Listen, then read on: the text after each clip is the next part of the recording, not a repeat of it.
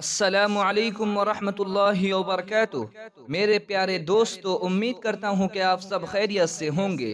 دوستو، یہ باتیں آپ لوگوں کے علم میں ہونی چاہیے کہ یوم جمہوریہ 1950 عیسوی جنوری کا مہینہ اور 26 تاریخ ہے، اسی کو 26 جنوری کہا جاتا ہے۔ میں آپ لوگوں کو بتاتا چلوں کہ ان انگریزوں سے ہندوستان کو آزادی تو ملی، لیکن ہندوستان میں ایک ایسے قانون اور دستور اور ضابطے کی ضرورت تھی کہ جس قانون اور ضابطے کو ہر ہندوستانی شہری اصول بنائے اور اس پر عمل کرے۔ جس دن ہندوستان میں قانون بنائے گئے وہ یہی 26 جنوری کا تاریخی دن تھا۔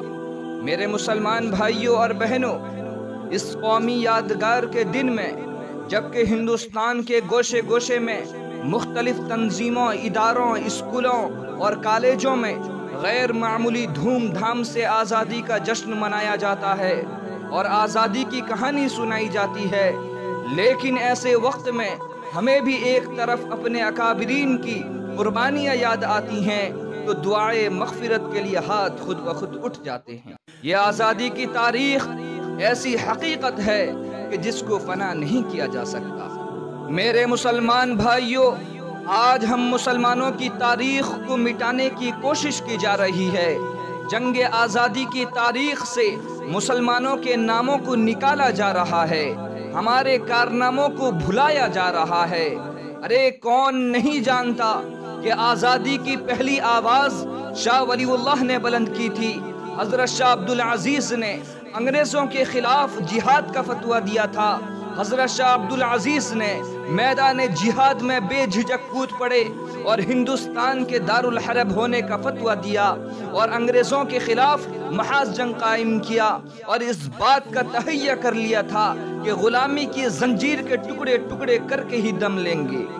ارے سید احمد شہید، مولانا اسماعیل شہید نے بالا کوٹ کے میدان میں آزادی کے لیے سب سے پہلے گردن کٹائی تھی۔ سراج الدولہ نے 1757 عیسوی میں بنگال کی دھرتی پر خون کا پہلا نذرانہ پیش کیا تھا۔ وہ حضرت سلطان ٹیپو شہید ہی کی ذات تھی جس نے یہ کہہ کر گیدڑ کی 100 برس کی زندگی سے شیر کی ایک دن کی زندگی بہتر ہے، لوگوں کی رگے مردہ میں آزادی کی برقی لہر دوڑا دی تھی اور خود بھی انگریزوں کے خلاف لڑتے رہے، یہاں تک کہ میسور کی دھرتی پر خون کا آخری قطرہ بھی آزادی کی خاطر بہا کر شہید ہو گئے۔ آج اس ہندوستان میں مسلمانوں کو طرح طرح کی اذیتیں اور تکلیفیں پہنچائی جا رہی ہیں۔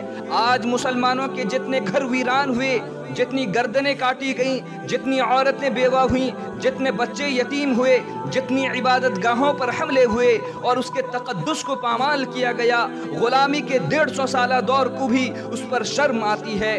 آج ہمیں ودیسی اور پاکستانی کہا جاتا ہے، ہم پر بنگلہ دیشی گھسپیٹیا ہونے کا الزام لگایا جاتا ہے، ہمیں گرا ہوا لقمہ سمجھا جاتا ہے۔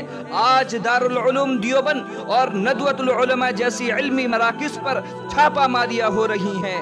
ہندوستان میں مسلمانوں پر ظلم و زیادتی کرنے والوں دل سے ایسی آہ نکلتی ہے، اگر ہمارے اسلاف و اکابر کو اس کا تصور بھی ہو جاتا تو خدا کی قسم وہ لوگ کبھی بھی اس ملک کو انگریزوں کی غلامی سے چھڑانے اور ہندوستان کو آزاد کرانے کے لیے اتنی بڑی قربانیاں نہ دیتے۔ اگر انہیں یہ معلوم ہوتا کہ اس ہندوستان میں مسلمانوں پر ایسا دن بھی آئے گا جب مسلمان آزادی کی جگہ انگریزوں کی غلامی ہی کو پسند کریں گے تو وہ کبھی بھی شمشیر برہنہ لے کر میدان جہاد میں نہ نکلتے۔ انہیں کیا معلوم تھا کہ جس ہندوستان کی آزادی کے لیے بالا کوٹ کی پہاڑی پر سید احمد شہید اور شاہ اسماعیل شہید نے جان دی ہے؟ انہیں کیا معلوم تھا کہ جس ہندوستان کی آزادی کے لیے شاملی کے میدان میں علماء دیوبند توپوں کے نشانہ بن رہے ہیں؟ انہیں کیا معلوم تھا کہ جس ہندوستان کی آزادی کے لیے صرف 1857 عیسوی میں 51,000 علماء اکرام شہید ہوئے ہیں؟ انہیں کیا معلوم تھا کہ جس ہندوستان کی آزادی کے لیے دہلی کی چاندنی چوک سے خیبر تک کے درختوں پر علماء اکرام کی گردنیں لٹکائی گئی ہیں؟ باطل سے دبنے والے اے آسمان نہیں ہم، باطل سے دبنے والے اے آسمان نہیں ہم، 100 بار کر چکا ہے تو امتحان ہمارا، توحید کی امانت سینوں میں ہے ہمارے، توحید کی امانت سینوں میں ہے ہمارے، آسان نہیں مٹانا نام و نشاں ہمارا۔